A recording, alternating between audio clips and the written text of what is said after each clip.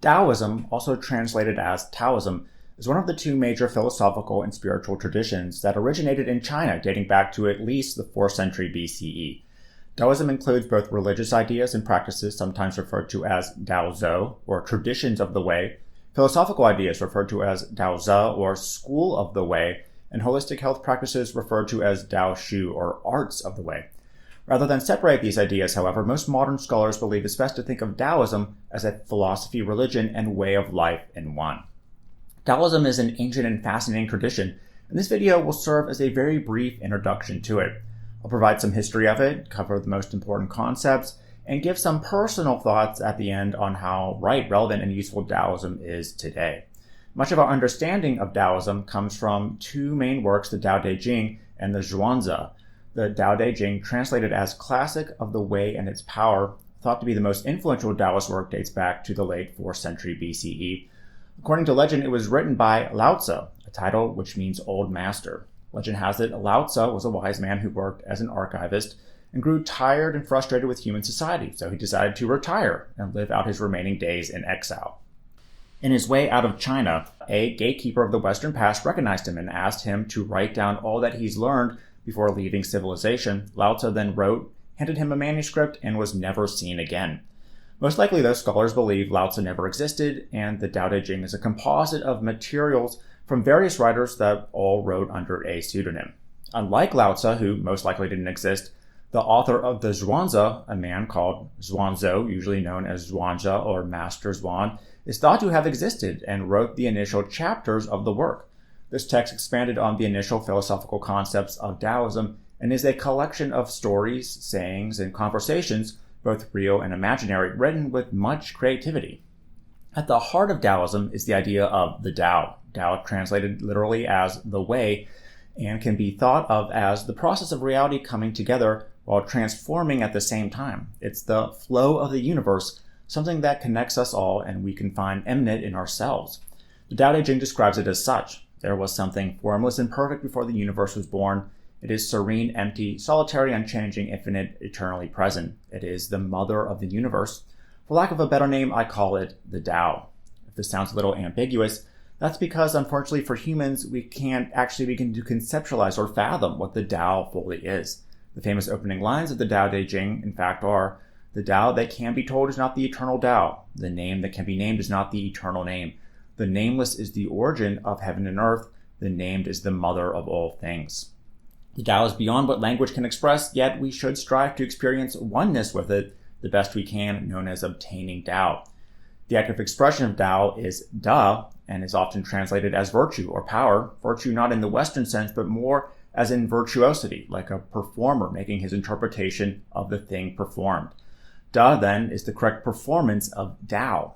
To help grasp this idea of Tao and much of Eastern philosophy, it helps to think of change as the most fundamental character of the universe. A symbol, an idea in Daoism that perhaps best reflects this idea of change and flow is the Ying Yang. Ying Yang, a concept that predates Daoism, represents the flow of forces in the universe and the interconnectedness of seemingly complementary opposites in life. An example includes darkness and its relationship with light. The words Yin Yang actually refer to shadow side and sunny side, as in the side of a mountain changing from light to dark during the day. If you think about it, without darkness, there is no light. Without light, no concept of darkness. Both are opposite, yet are the same. Matter and space are another. Without space, how can the object of, say, a bowl or a room exist? Is it the wood that makes the bowl or the space that makes it? Harmony and cacophony are another that flow into each other. Existence and non-existence, bad and good. Where does one end and the other begin? When we do obtain oneness with the Tao, we'll be able to Wu Wei, the leading ethical concept in Taoism. Wei refers to any intentional or deliberate action, while Wu carries the meaning there is no or lacking without. Basically, it translates to effortless action or action without intent. Simply put, we should not go about life being lazy and doing nothing, but instead not doing anything unnatural that's not in keeping with the Tao. We can do great work and accomplish things not by trying hard, but by aligning ourselves with nature and the Tao effortlessly. Taoist philosophy states the universe works in harmony, in a constant state of flow like running water. When someone exerts their will against this flow, that is out of rhythm with the cycles of natural change, suffering and hardship result rather than the willed outcome we desired. Just like if one tried to swim upstream rather than letting the river carry them to the destination. The soft overcomes the hard, the gentle overcomes the rigid. Everyone knows this is true, but few put it into practice. It's not that our wills and desires are problematic, we just need to know how to align them and approach them in accordance with the harmony of the universe, or Tao. The Zhuangzi dives into specific examples of craftsmen, swimmers, ferrymen, woodcarvers, and even butchers who wu wei. One of the most noted being the story of Ding the butcher. Ding, when asked how he became such an excellent butcher, replied that, "What I care about is Tao, which goes beyond skill. After 3 years, I no longer saw the whole ox. And now I go at it by spirit and don't look with my eyes. Perception and understanding have come to a stop, and spirit moves where it wants. I go along with the natural makeup, strike in the big hollows, guide the knife through the big openings, and follow things as they are." Ding's great skill doesn't come from skill development, knowledge, or even hard work. It's his ability to wu wei, to obtain oneness with the Tao, to act without trying hard that brings the greatest results. Think of an author whose best ideas come when he stops trying to write so hard and write that great novel, or the jazz musician whose best melodies come from being fully immersed in the music and rhythm. Taoists believe when we let go, often the best results happen everywhere in life, not just our craft.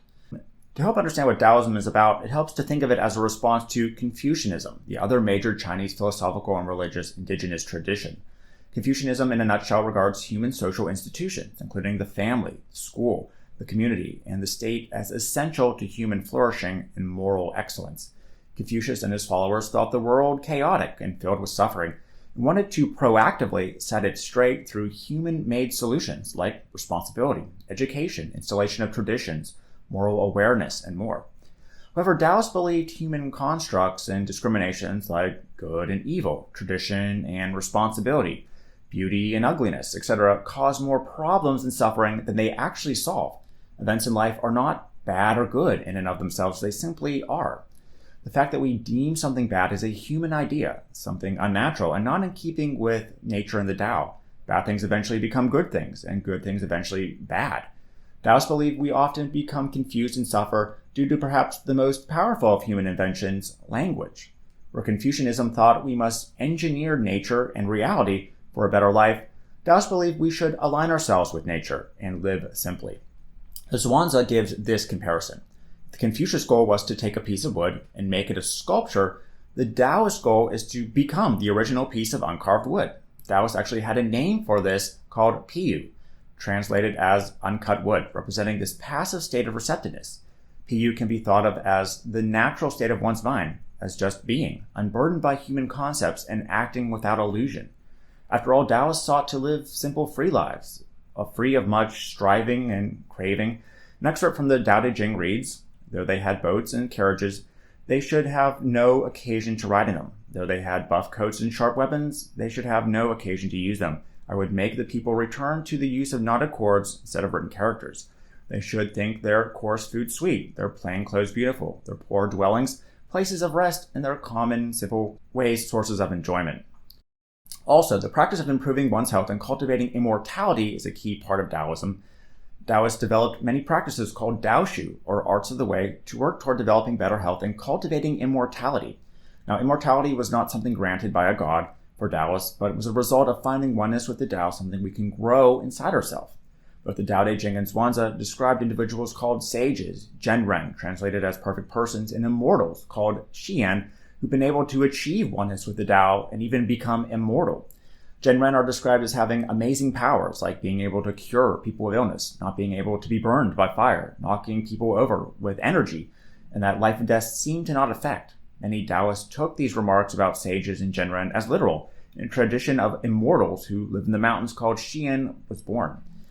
Daoshu included breathing exercises, meditation, animal dances, and more, helped to design to enable the flow of something called qi. Qi was seen as the cosmic life force from which all things are made.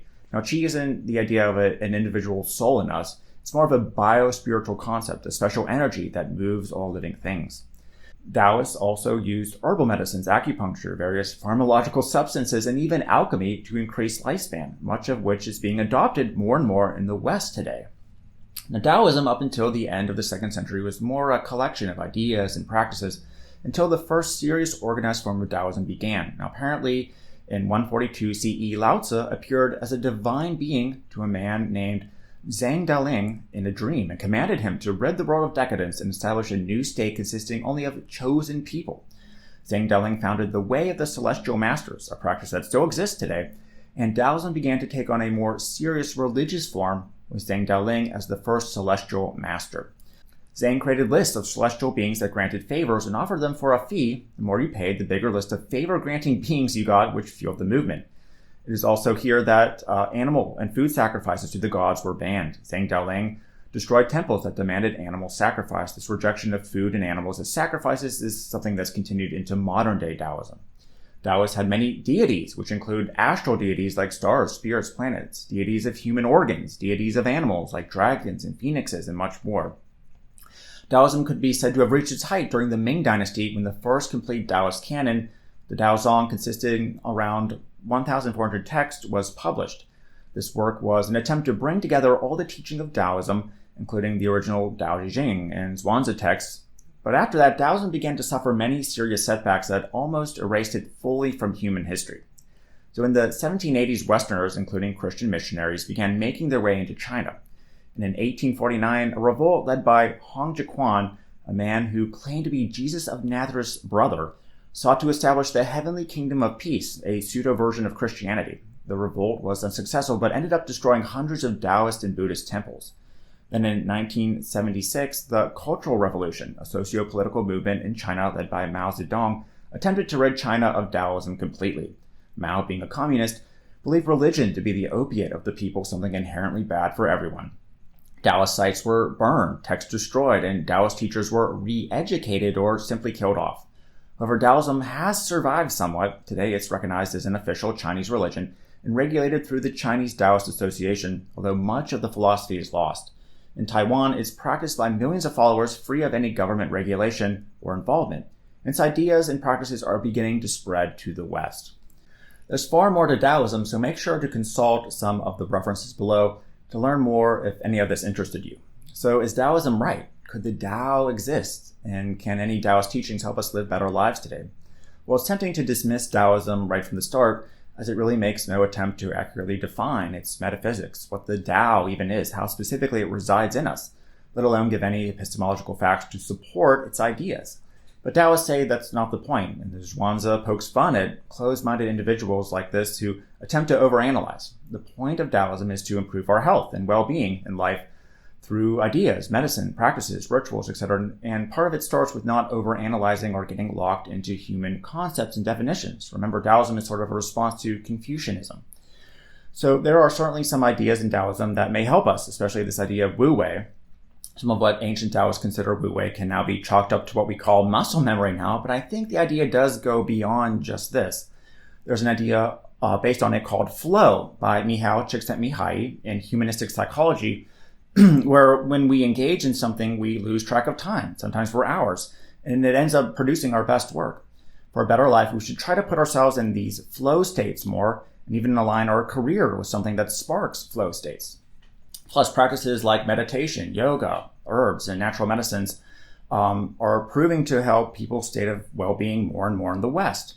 Also, something can be said for choosing to live in the present moment and freeing ourselves up of human ideas like bad, good, right, wrong.